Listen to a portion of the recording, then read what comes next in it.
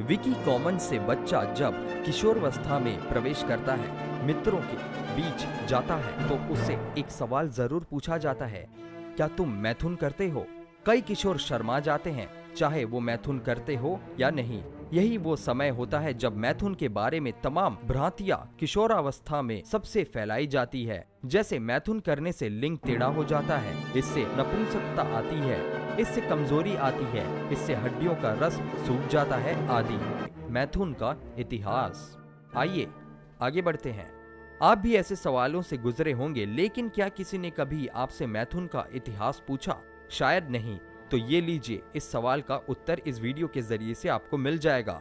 अगर इतिहास के झरोखे में झांक कर देखें तो दुनिया के कई स्थानों पर पाषाण युग, मध्यकालीन युग की तमाम चट्टानों बर्तनों पर बने चित्र इस बात की गवाह है कि मैथुन आज से नहीं बल्कि सदियों पुरानी क्रिया है।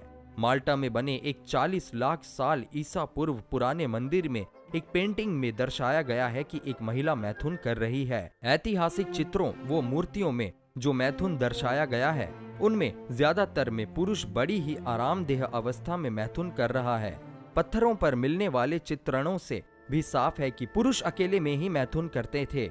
यही नहीं, पाषाण युग से ही पुरुष तभी मैथुन करते थे जब वे आराम करने जाते थे। ऐसी ही अवस्थाएं महिलाओं को भी दर्शाई गई है। करीब 1500 साल पुराने खजुराहो के मंदिरों वो खंडरों को देखें तो वहाँ भी आपको मैथुन की कई प्रक्रियाएं देखने को मिलेंगी। उन क्रियाओं में कई जगह महिलाएं पुरुष के लिंग को पकड़कर मैथुन करती नजर आती है। 600 साल ईसा पूर्व में मिस्र के इतिहास में मैथुन के महत्व को दर्शाया गया है। ऐतिहासिक चित्रण दर्शाते हैं कि उस दौरान भारी संख्या में पुरुष किसी खास उपलक्ष्य पर नील नदी के तट पर खड़े होकर हस्त मैथुन करते थे, अपना वीर्य नदी में प्रवाहित करते थे। कई चित्रों में पुरुषों को नदी के तट पर खड़े होकर 2 हाथों से मैथुन करते दर्शाया गया है। लोगों का मानना था कि जब ईश्वर मैथुन करते हैं तब चमत्कार होता है। मिस्र में हजारों साल पहले से ही मैथुन को सेहत के लिए स्वास्थ्यवर्धक माना जाता है। साथ ही इसे सेक्सुअल फ्रस्ट्रेशन को मिटाने का साधन भी माना जाता था। मिस्र की प्राचीन सभ्यता में महिलाएं भी मैथुन को अच्छा मानती थी।